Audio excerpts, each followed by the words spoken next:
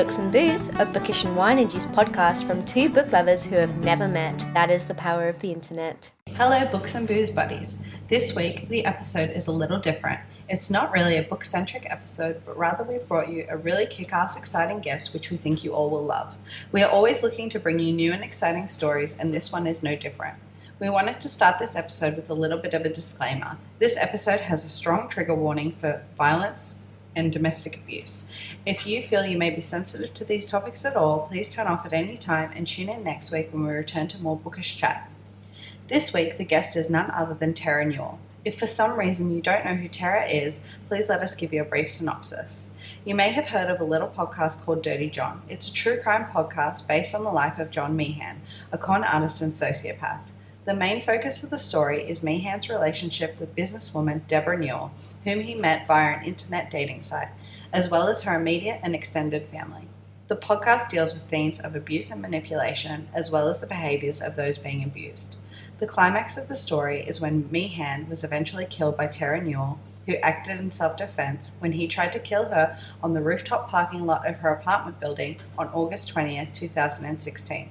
Dirty John was then optioned for television, just having finished airing in the United States in January, and will be available worldwide on Netflix February 14th. Jade and I both cannot wait to see the show.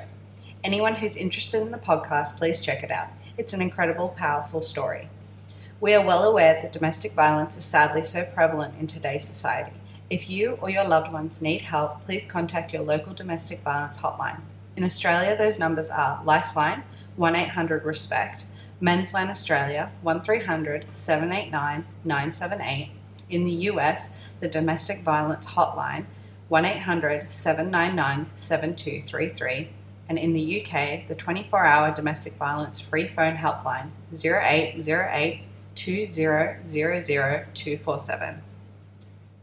Hi Tara, thank you so much for coming on to chat with us on Books and Booze. You have the most amazing story and we knew we had to bring that story to our listeners. Oh, thanks so much for having me. Kiara and I both really love true crime. We are both big My Favorite Murder fans. We're both murderinos, and it's certainly true crime certainly having its moment right now. And what we really appreciate even more is stories of survivors. And you are definitely one kick-ass survivor. Oh, thank you.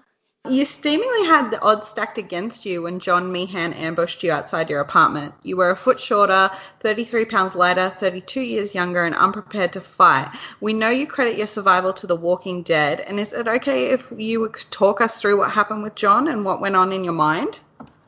Yeah, so he grabbed me in the parking lot and he looked me in the eyes and said, "Do you remember me?" And from that moment, it's just like, at that moment, you're not really like thinking, "Oh, I need to do this." It's just like you react. And so I just reacted and I tried to get away from him, because when you're first grabbed, that's your chance of highest survival rate in that circumstance. So when you're grabbed, you have to try to get away the moment that they try grabbing you. So in that moment, I just try to flee, and then I'm not being able to disconnect from him and run away. So I end up having to fight with him and kind of get into like a little tussle. And then he ends up on his knees on top of me with the knife. And I'm on the floor pedal kicking him, and my dog's also attacking his ankles at the same time. And then I'm kicking him, and essentially I'm able to kick the knife out of his hand, and the knife lands in an ice pick position. And I pick up the knife and I just start wailing on him, because in that moment I think it's either him or me, and I don't want it to be him that lives and survives. So I'm just fighting, and then I stab him in the back a few times, and then I stab him in the head, and he's falling on me, and like I'm not thinking about this in my head like, oh, he's a zombie, he's falling on top of me, but just like watching the show and then putting the show, like seeing it so much, it just is kind of it goes into your memory for your body. Yeah. So kind of like monkey see, monkey do. So essentially, I'm holding his head so he doesn't bite me. And when he's falling on top of me, like he was a zombie. Yeah. Yeah. I love the reference to The Walking Dead. I really do. Oh, thanks. And why do you think, because when you said when he first came after you, he said, "Do you remember me?" Like, why did he say that? I think it was just to scare the crap out of me and Mm. just to be like when he says in the show, like, what's in the safe, kiddo? Just like kind of a thing just to tick someone off and to know that like he's a threat. Like he's not there to like make friends. Mm. Both absolutely love the part of the story about your dog helping you out. Can I ask, is your dog still with you today? Yes, he's actually in the room with me right now. Oh, wonderful. What's his name? His name is Cash. Oh, yeah, And he has we his own absolutely love Instagram, that. doesn't he? Yes, he has his own Instagram. It's Cash Money the puppy. Oh, I love that. Oh, thanks. Well, we're both advocates for mental health awareness, so we'd love to talk to you a bit about what life was like after your attack. How did you help yourself recover from what you went through? Well, at first, I was in shock, Mm. and that's just like you kind of go through stages. And so that was the first stage that I knew what happened and I knew it was serious, but everyone else around me was like, oh my gosh, this is so horrible. And I just really wanted them to be okay. So I just like told myself at first, oh, I'm okay. Like, I'm totally fine. Like, my ex-boyfriend came out, he helped me, and then he left, and I told him, like, I'm totally fine. Like, I'm good. Like, we're just chilling. And then sorry. And then the after effects start happening, and probably about a couple weeks into it, I try to get back into work, and it's really hard because the dog noises, they're triggering me, and they're causing me to just break down at work and not be able to work at all. And one of the reasons is Cash actually barked and he warned me before I even saw John, and I kind of saw John and I didn't think it was him. I thought it was a homeless person. And so it just puts me back to that moment. So it was really hard going back into work. I actually had to quit my job and try to find something else to do and just figure out therapy, because it got to the point where I was like, I don't know why I'm feeling all of this. Like, I know I was attacked, but like I didn't understand PTSD, and I didn't have the right therapist at the moment either. I was going to therapy, but I didn't have the right therapist to explain it to me and to really help me understand the PTSD journey. So I got into a little fight with one of my family members, and it really triggered me and put me back in the headspace where I was being attacked by John. So I knew I had to get help. And so I went to Texas to see one of my other sisters, and she'd taken time off work, so it was the perfect time to go out there, and she was just able to help me find a therapist. I did EMDR training. Eventually I got my own apartment out there and just really got into the church and just was focusing on healing, and that was only what I was focusing on. So that really helped me just be able to understand why I feel certain ways every now and then to gather tools to help me cope with PTSD and some of the symptoms. Now I'm living in California and still getting help. Nothing wrong with that. Everyone needs a bit of help. Yes. especially when you've been through a situation like yours. Yeah, especially when you get stabbed. Yeah. Yeah. And I guess, you'd relive it when the podcast had come out, and you'd relive it when the TV show comes out, and Yeah. it's Are a difficult Are thing. you going to be watching the series, or have you watched it already? I've actually watched every single episode. I was able to view it before the public did too. So it was kind of helpful in that sense because I was able to watch it and then figure out the parts that still bothered me and what triggered me. And so I was able to sort through that. And so now I'm able to watch it and it doesn't upset me as much as it did in the beginning. Yeah, that's good. Yes. And what about your mum? Like, how are things with your mum? In the podcast, when John and your mum were together, your relationship was a bit strained. So how did the ordeal bring you all back together?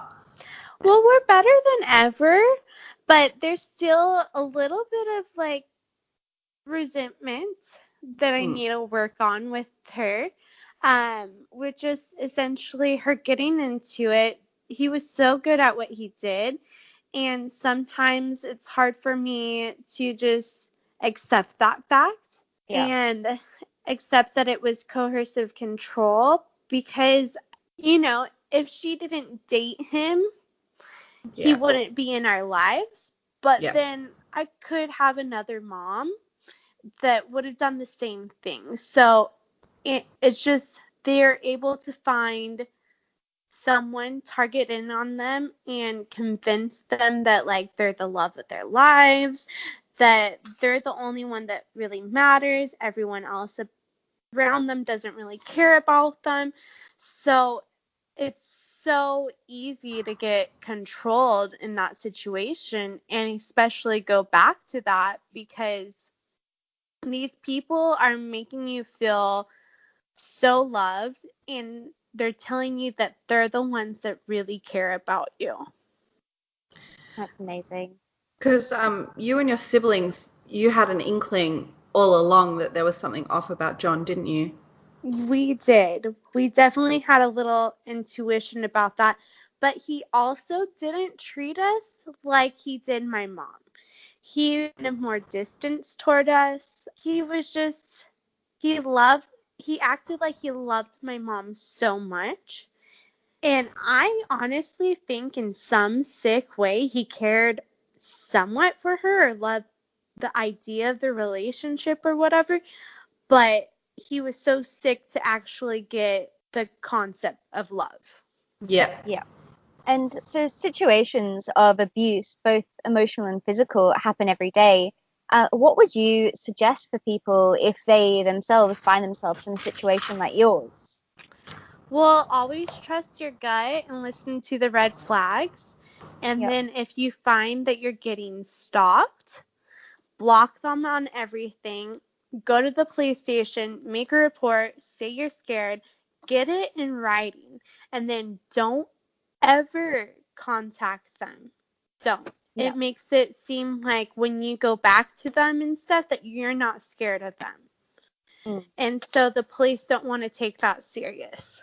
And then another thing, if you're able to, get a lawyer, because a lawyer is going to help you get the restraining orders against them, and then they're also going to help you further protect you and help do things to like, I don't know the ins and outs of what they do, but I know they can help with restraining orders, and then they can also just stay on top of the case and do anything they can to help with it. Yeah.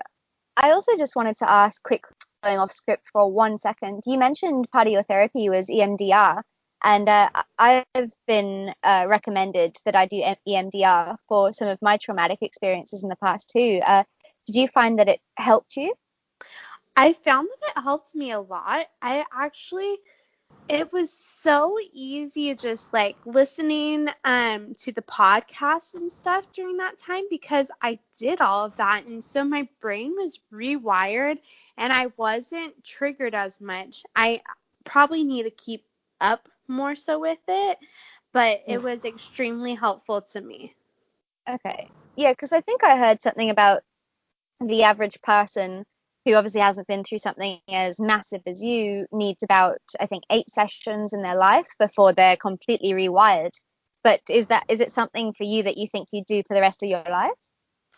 Well, it's supposed to rewire the brain when you get through all the sessions. But Yeah. for me, I've had a couple of traumatic experiences. So I've probably done about like 8 or 9 sessions of EMDR. And the sessions are like 2 hours each. But my trauma, and I had multiple traumas in my life, so I haven't been through all of them. Yeah. Okay. So Well, that's good to know that it's working at least. yes, I've been through the John one, but I haven't been through other ones. Okay. Yes. Well, I've been through like one other one, but it was a way less of a trauma. Yeah. Mm. Yeah. So you have to start with an easier one first and then go to the big one. The big one. And John was obviously the big one. Yes, he was the big trauma. Yeah, if you've been through anything else worse than that, I don't know how you do it. I might not be standing here, but if I did go through something worse. Yeah. So let's talk a bit about the show. I imagine having the story played out to the world for all to see has been tough and triggering, and we've kind of been talking about it. But what other mechanisms have you been using, like, to cope with the renewed attention your family must be getting? For me personally, I just need to be alone at times and just kind of recoup and just get my energy back, because all of those things, it does take a lot out of you. And so I just found personally, I just need alone time and then maybe a little bit of yoga here and there. I've just started doing yoga. It's very helpful. Oh yeah, it like messes with your, or not messes, but it helps with your mind so much, and you don't even realize it until you do it. Yeah. Yeah. I try and do yoga, but I just don't have the patience. Like in my mind, there's just too many other things to do. See, that's the part that takes practice. You have to just kind of start like maybe 5 minutes, go to Yeah. that, and then work your way up if you can't do it that way, because it takes practice. Yeah. So with regards to the show, I mean, the cast is absolutely amazing. It's got Connie Britton, Juno Temple, Julia Gardner, and also Australia's own Eric Bana. And I'm sorry to say this. I don't know if I'm in the minority here, but I think Eric Bana is gorgeous. And I agree. Like, I feel really bad because he's supposed to be Dirty John and evil and horrible, but I'm just like, oh, drooling. No, I met him and I was like, he played such a good Dirty John. And then I met him and I'm like, oh, he's so nice. And then he's just like, I love your guys' accents. I love Aussies. And so when he's just talking, I'm just like, I'm mesmerized a little bit. Did he like joke with you like, yeah, you killed me? No, he didn't do that. He's actually like really like sensitive to what I went through. And he's a father too. So he's kind of looking at it as if I were his girl and like coming at it from that perspective and just being super nice to me, but being super cautious because he played that role. Yeah. Yeah, that's lovely. He sounds wonderful. Yeah, So, and then he actually met Cash, and I have a picture of them, and that actually helps me a little bit too, realize like, oh, he's a nice guy. Like, Cash never did that with the real John. Yeah. Yeah. So, and then Julia Gardner plays you. Did she seek any advice from you in the lead up? No, she did a lot of research, though. She listened to the podcast. She listened to a lot of interviews I did. She's a very busy girl. She was working with Ozark. She's doing Maniac. So, she didn't really have the time to meet up with me beforehand. And I think she also just wanted to take the character and try to figure out how best to play it. And then try to like kind of wow me, because she was really concerned with how I would feel about it. So she just, I think she didn't want to meet me and just be like, oh no, I had this character in my mind and then now like that's a little different, or just like get really inside her head with meeting me, if that makes sense. Yeah, that does. Definitely. And so you've met her since, though? Yeah, she's a really nice girl. We've met on set a couple of times, but just, briefly, because it's like, oh, hi, okay, hair and makeup here. But like we did chat a little bit. I watch Ozark and she's fantastic in that, so I'm really excited to see how she portrays you. Oh yeah, no, she is great in that. And Yeah. I think she does a pretty good job in Dirty John too. Yeah? Yes. It must be really weird to see someone playing you, though. It is very surreal. But it's kind of cool because it's like, yeah, the show is about my life and there is a lot of stuff that happened in it. There's only like probably a few things here and there that I'm like, oh, that didn't really happen that way and stuff. But it's kind of really accurate. So it's cool having her play me and then be like, okay, that's not really me though. That's Julia Gardner playing a character. So it's cool to separate it out that way. So it's better for my PTSD. Definitely. And just working our way back to Eric Bana just for a little bit, because he is Australian, so we have to rep him and talk about him a little bit. Oh yes. You mentioned that he's a father himself. Do you think he struggled with the role? Well, he's such a nice guy that I think that it's hard to be a horrible person, but then it's also kind of exciting to play someone that's not yourself. Yeah. Because, I mean, there just doesn't seem to be anything redeeming about John Meehan at all. No. Even if, like, he had daughters himself. Yeah. I say that's the only thing he did right in life was creating those beautiful daughters. They're gorgeous, and he just abandoned them. Yeah. And how do they cope with all of this? Well, they have a therapist too.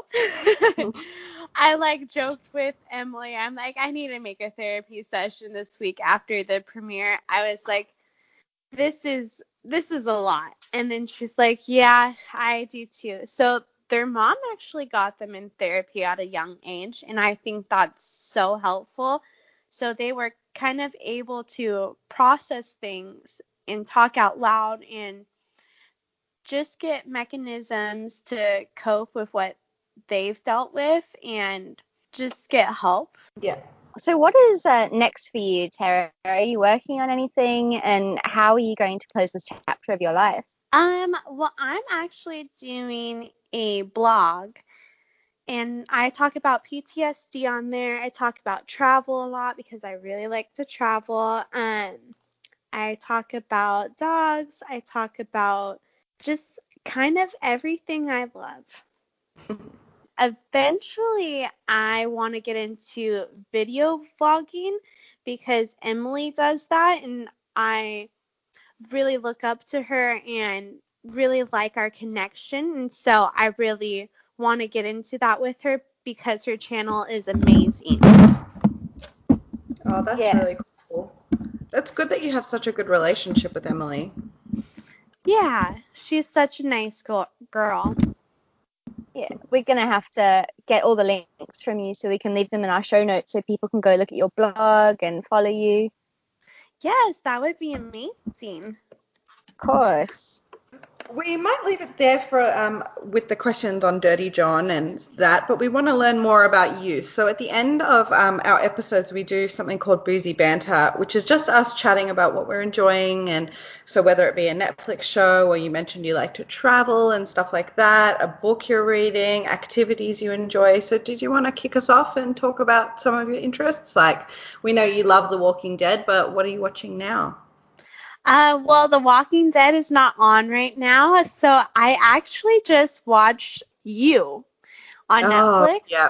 and We I love you. loved that show. I just loved how they're creating awareness for psychopaths, sociopaths, stalkers, just really creating that mental awareness. Yes. Especially in these days where we put so much of ourselves out into the world and you forget that anyone could be watching. Like when I post stuff, I don't really post my location unless I left that place yet, because there's just so many people.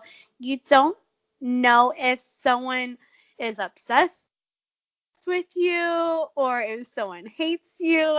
I obviously didn't, I knew John was going to, let me rephrase that. I didn't know John was going to try to kill me, but I had the feeling. Yeah. And so you never know when something like that might happen. It could happen to anyone. Yeah, I record my runs through this app called Strava, which I just got, and it maps your run and it shows you exactly which route you've taken. And like an idiot, I was sharing my route, and I was like, oh, geez, like that's actually probably not the best idea. Yeah, that might not be. Especially No. if you have a podcast. Yeah. I don't think, hopefully we haven't pissed anyone off too much yet, but. Yeah. Well, and at least you're running, so you might be a fast runner too. Oh, no, I've just started. I'm terrible. This morning I went for a run on the beach because I'm away camping at the moment. I went for a run on the beach at 4:30 in the morning for the sunrise, and I almost died. There was just a very long string of swear words coming out of my mouth. And it's 4 a.m. So you're like, I'm probably like, it's dark. I can't see. And you're just sinking into the sand. Like, beach runs are not as nice as they look. Oh, no. They're a lot harder. So what else have you been enjoying recently besides You? I love the show The Bachelor. Yeah. I'm obsessed with that show. Kiara hates it. I love it. Yes. And then I love following all of them on Instagram. And actually one of my favorite couples is Court and Lily. Okay. Did you guys watch Bachelor Winter Games?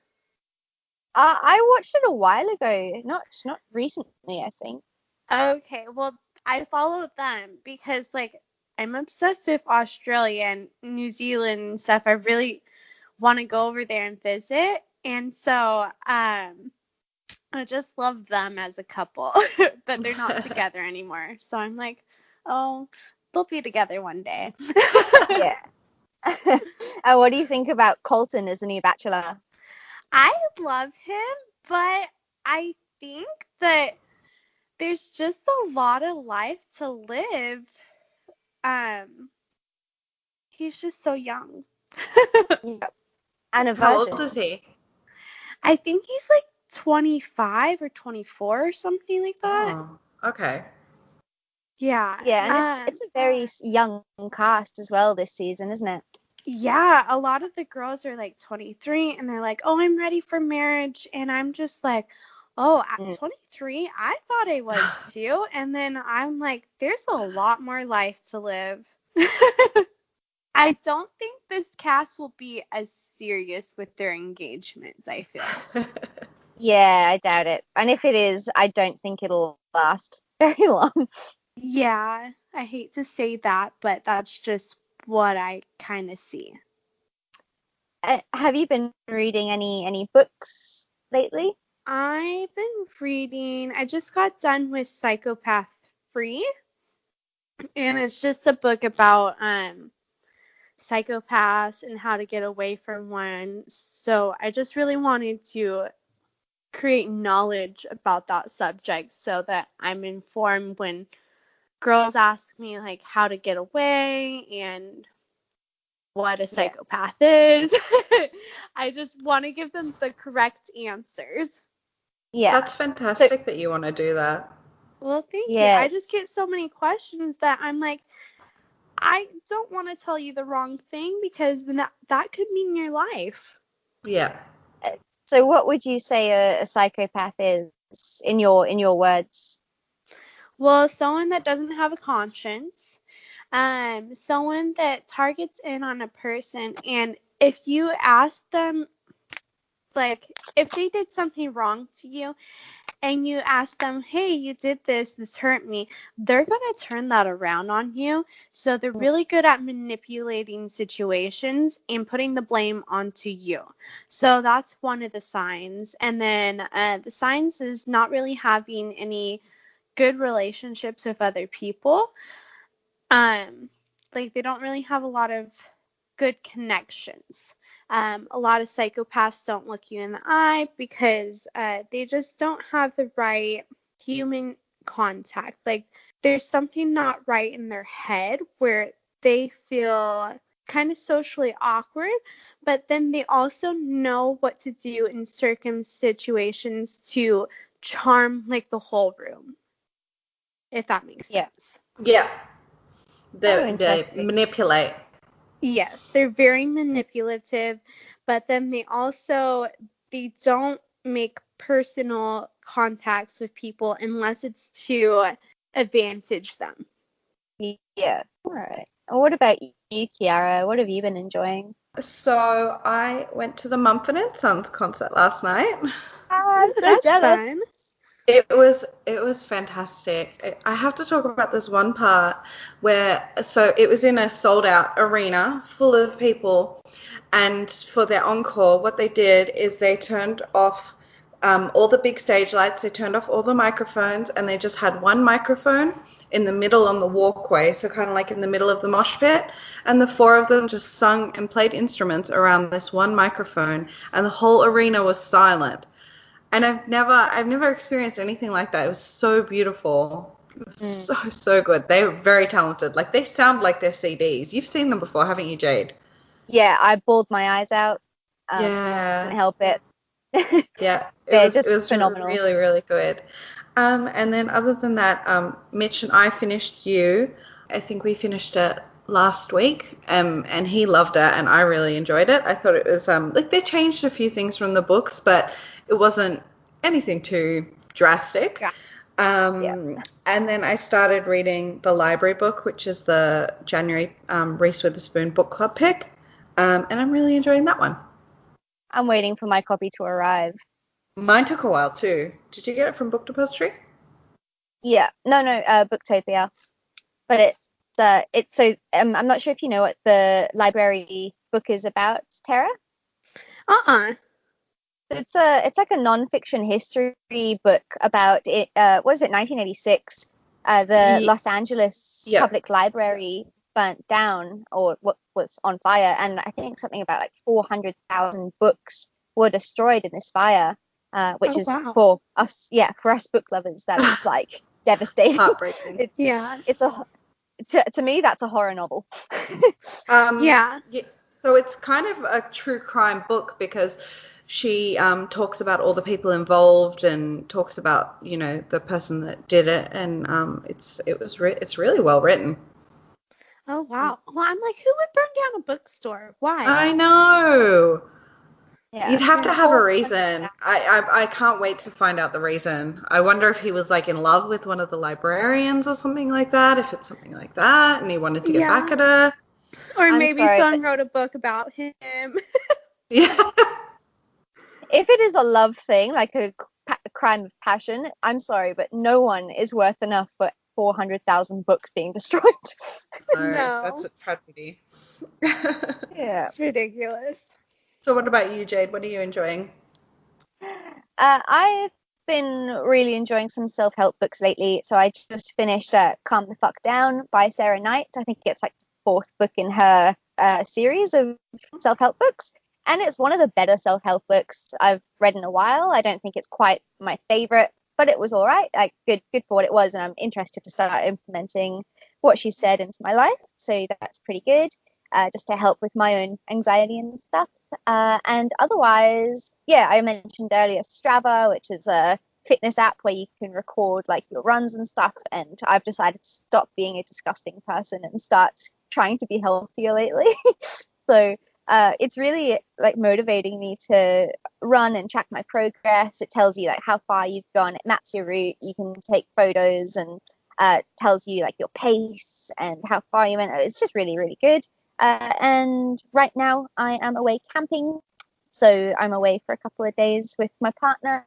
And yeah, we're just in the Sunshine Coast in Australia, and it's absolutely beautiful. The sunrise this morning is one of the best I've ever seen. Oh my gosh, stop. So That's amazing. I did want to bring that into, you mentioned that you do want to come to Australia. Do you have anything in the pipeline? No, not so far. I'm kind of looking at, there's a trip on Groupon that I'm thinking about doing, and it's like where you go to Australia for a couple days, and then you go to New Zealand for a couple days, and then one other part. But I'm like, oh, Australia and New Zealand, perfect. So Yeah. I just have to find someone to do that with. Well, if you do make it, you have to let us know, because we'd love to come meet you in person. Yes, I would love to. I actually have have one of my friends staying over in I forget where she is, but she's been in Australia for probably 11 months now. Mm-hmm. And so I just kind of want to go visit her with that too. So it'd be fun. Oh, she's in Perth. Oh, okay. Yep. Yeah. Yeah. But she was There's all some over lovely the beaches place. there. Yeah. So I'm like, I just see her going and doing all this amazing stuff. And I'm just like, I'm just so jealous. Yeah. I can't remember the name of the beach. Maybe you know it, Kiara. It's close. I think it might begin with an S. Close to Perth, about like 40 minutes away from the city. Absolutely amazing. I've never One of the been to nicest Perth. beaches. Oh, really? Yeah, it's just Yeah. like the water is just still flat, like aqua blue. It's just amazing. Oh, and I really want to go to the Outback there because Yeah. I Yeah. was obsessed with Crocodile Dundee. Yay. Yes, those are my favorite movies growing up, were the Crocodile Dundee movies. How funny. Yes, Yeah. and I like the one where he comes to LA. At the third one, and they had the kid, and he does all these Outback stuff. Americans do tend to love Australians. I lived in America for about 6 years, and I remember people were like fascinated by my accent, and they asked so many questions. It's really nice. Oh yeah, no, if you come here, you get a lot of attention, and a lot of nice attention when you open your mouth. Yeah. If you don't open your mouth, you just probably still might get the dirty looks that everyone else gets here. My But then partner when and you I. open, yeah, they'll Sorry. love you. Yes. My partner and I are planning on going in a caravan and doing the Outback next year, which is going to be amazing. Oh my gosh, that sounds so fun. Yeah, so maybe at the end of next year for a good like 6 months, I think, because we really want to experience all of Australia before we settle down. Oh, that's great. Well, if you need a third person on your romantic trip, I'm always You can available. keep us safe. Yes. We've got our I'll keep kick-ass you Walking safe. Dead. Exactly. Yes. Yeah, well, thank you so much for being on the show. Well, thank you so much for having me. We really appreciate it. Did you want to tell people where to find you on social media before you left? Sure. My Instagram is my first name and last name, Terra Newell, TerraNewell, and then my website is my first and last name.com, terranewell.com. And we'll put that in the show notes for everybody too. Thank you again so much. Your story is so inspiring. We really, thank you so really much. love chatting about it with you. Oh, well, I enjoyed listening to you guys. Thank It just you. automatically brought a smile on my face. Oh, we're glad. Yes, Okay. And say hi to Cash from us. I will. Thanks for listening to Books and Booze. You can find us on Instagram and Twitter under BooksBoozePod or email us at hello@booksboozepod.com. We're also on Patreon if you'd like to support our podcast by donating as little as $2 a month. If you're looking for a free way to support us, then you can leave us a review on Apple iTunes or Stitcher. It really helps other people find us. As always, it's been a pleasure.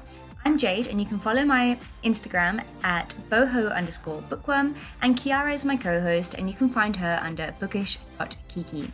Until next time, happy reading and drink responsibly.